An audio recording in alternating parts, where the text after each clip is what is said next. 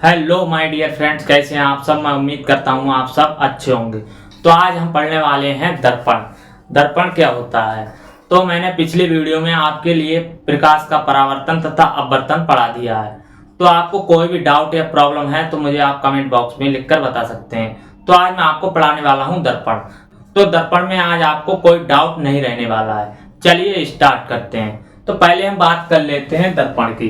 दर्पण क्या होता है। तो जैसे कि कोई हम चिकना तल ले लें और उसकी एक साइड पर पेंट या पॉलिश कर दें, उसमें कोई वस्तु या अपना चेहरा दिखने लगे तो वही हमारा दर्पण है। तो हम इसको अब परिभाषा की मदद से समझते हैं कि दर्पण क्या होता है। किसी चिकने पारदर्शी माध्यम तल के एक पृष्ठ पर पॉलिश करके बना निकाय दर्पण कहलाता है।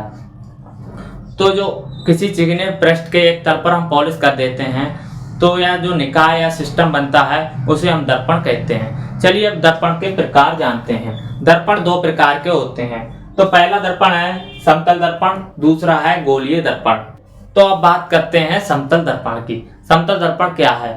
तो किसी समतल पृष्ठ के एक साइड पर हम पेंट या पॉलिश कर दें तो बना निकाय समतल दर्पण कहलाता है, जिसमें हम अपना चेहरा या वस्तु को देख सकें, उसे हम समतल दर्पण कहते हैं। अब इसको हम परिभाषा की मदद से समझते हैं। किसी समतल पृष्ठ पर कलई कर बना निकाय समतल दर्पण कहलाता है। तो समतल दर्पण में प्रतिबिंब कैसे बनता है, आइए अब हम इसको समझते हैं। तो इस दर्पण में वस्तु का प्रतिबिंब सदैव आभासी व सीधा बनता है। तो आपको याद रखना है कि आपसे कभी भी पूछ सकता है कि समतल दर्पण में प्रतिबिंब कैसे बनता है। तो आपको याद रखना है आभासी व सीधा बनता है। अब हम बात कर लेते हैं गोलीय दर्पण की। गोलीय दर्पण क्या है। तो वे दर्पण जिनका परावर्तक पृष्ठ गोलीय होता है गोलीय दर्पण कहलाते हैं।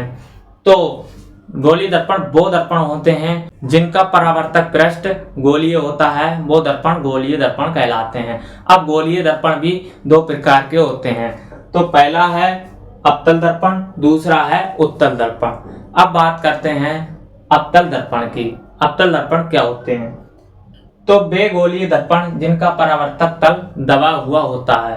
तो यानी कि जैसे आप समझ सकते हैं कि ये एक प्रकार से अवतल दर्पण है जिसका परावर्तक तल दबा हुआ होता है, उसे हम अवतल दर्पण कहते हैं। तो आप चित्र में देख सकते हैं M1 M2 एक अवतल दर्पण है जिसके उभरे हुए साइड पर हमने कलई या पेंट कर दिया है। तो ये हमारा अवतल दर्पण है। अब बात कर लेते हैं उत्तल दर्पण की। वे गोलीय दर्पण जिनका परावर्तक पृष्ठ उभरा हुआ होता है उत्तल दर्पण कहलाते हैं। इस दर्पण को आप अवतल दर्पण का ठीक अपोजिट मान सकते हैं।